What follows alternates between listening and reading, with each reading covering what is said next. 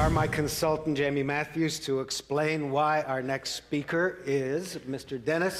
Danielson. Dennis, come on up on the stage. Okay. And Jamie, would you explain? Thank you.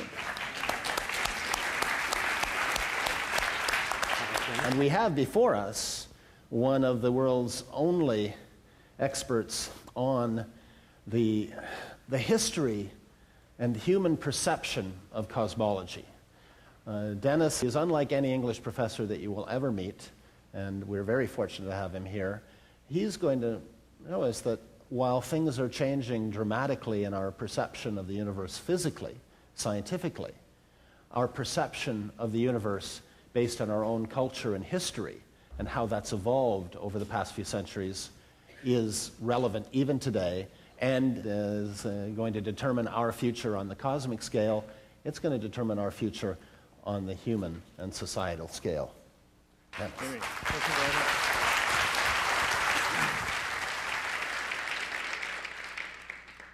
Thank you for having me here, and thank you for allowing an English prof to share the stage with a bunch of real scientists.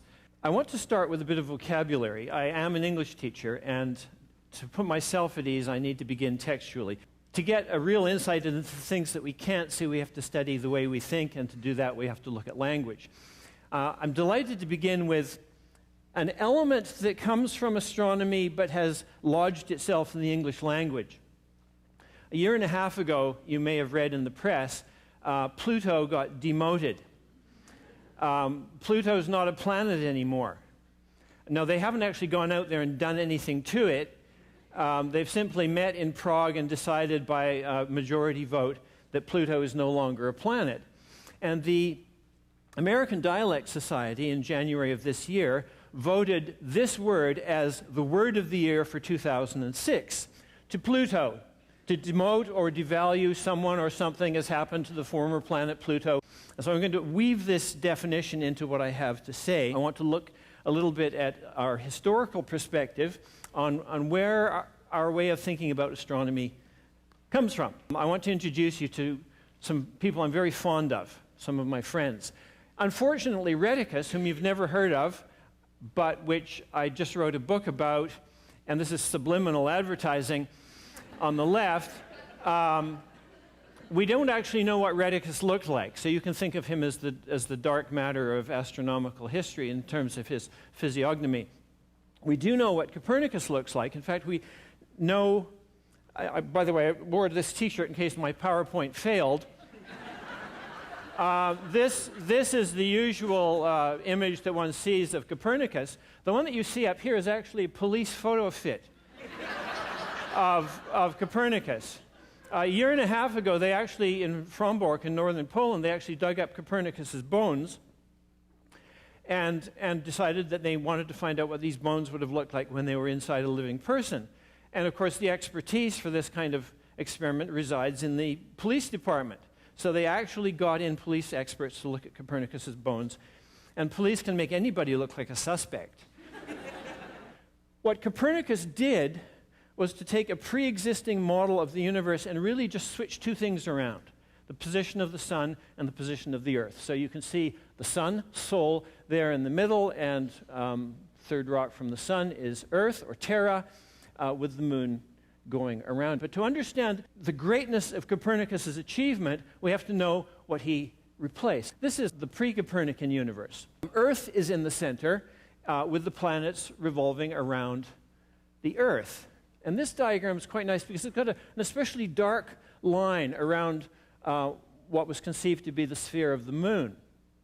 This introduces us to what is known as the geocentric or Earth-centered universe. Before the time of Copernicus, it was believed that the universe was really divided into two sealed-off categories: the sublunary sphere, the area below the moon, and the superlunary sphere, where the planets were, where the stars were, and everything else, and it wasn't infinite. What Copernicus did by switching the position of the sun and the earth was to violate that hermetic seal around the earth. Before Copernicus's time, it was believed that there were completely separate, not only physics, but also chemistry between the area below the moon and the area above the moon. So this would have made chemistry easier in high school. This is the Aristotelian periodic table of the elements. And the first 4 elements, the only 4 elements that we would see down here would be earth, water, air, and fire in ascending order of lightness, the heaviest being earth. By the way, earth was at the center of the universe, not because it was special or because we lived here or anything else, but because it was heavy. And heavy things moved to the center of the universe. It was a kind of universal pit, and we were in it. Above the sphere of the moon, of course, was ether, which, of course, Aristotle abbreviated ET. One of the things that allowed Copernicus and his contemporaries to think almost literally outside of the box, to move beyond the two-story universe, was the recognition that we had a tool in our hands that could be used to measure both things on earth and things in heaven, and that was geometry. The recognition that geometry, which literally means earth measure, geometry, could be used to measure things in the heavens, I think opened Copernicus's eyes and the eyes of 1 or 2 other people, and allowed them to realize that here we had a common measure between the earth and the heavens. And Rheticus, his student, he describes the exercise of geometry in this way. He refers to God's geometry in heaven and on earth. He's echoing the Lord's Prayer.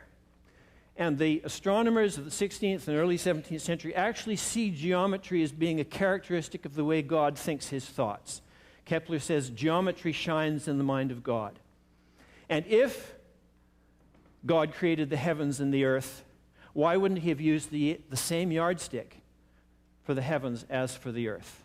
And once you've got that notion in your mind, you're starting to do away with the two-story universe. You often read in your grade 8 science textbooks that Copernicus dethroned the earth from its position of specialness at the center of the universe.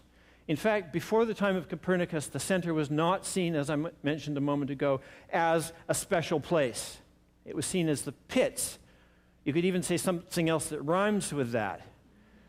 In fact, with Copernicus, Earth achieved star status. Science must go beyond appearance and common sense.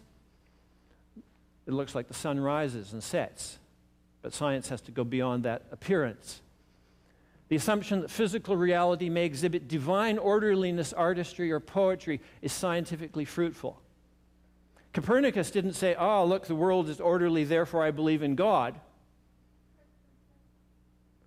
He believed in God who is orderly, and therefore believed that God's handiwork ought to exhibit orderliness. And when he didn't find that orderliness in the science of his day, he started working on a new science. So that assumption was significant. The observer is part of the equation. What you see depends on what's happening to you. How you do your science depends on what you think the meaning of your life is. Earth is a planet. The old word for planet, of course, or planetes, means wandering star. So once you claim that the Earth is a planet, you're claiming that Earth has star status. And this opens the way for space travel.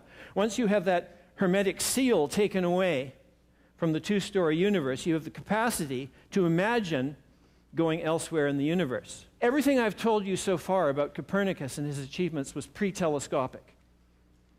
And as you know, when Galileo came along and heard about the telescope and put together his own version of it and looked at the moon, then he was able to add some confirmation to Copernicus's theories. The principle of mediocrity is sound mathematics and science, but mediocre with regard to the geometry of the cosmos does not mean mediocre in every way. It actually doesn't mean that we're unimportant if we're not seriously at the center of the universe or if we're very, very small. It just means that we're not important in a particular way. Mediocre can mean sitting in the middle of the audience. You can be mediocre as to your location. It doesn't mean to say that you're a mediocre lawyer or whatever you happen to be. You can be really quite special in certain ways, but not in others. So part of what I'm trying to get across today, what I feel passionate about, is that we mustn't let anyone Pluto our planet. Yes, Earth is very small. We have much to be humble about. You and I are in the universe, and we think, and we love, and we communicate, and we have names, and we have meanings. No cosmology that ever leaves out human meanings can be considered a complete cosmology. Don't let anybody Pluto your planet. Don't let anybody Pluto you. Thank you very much. Thank you, Dennis.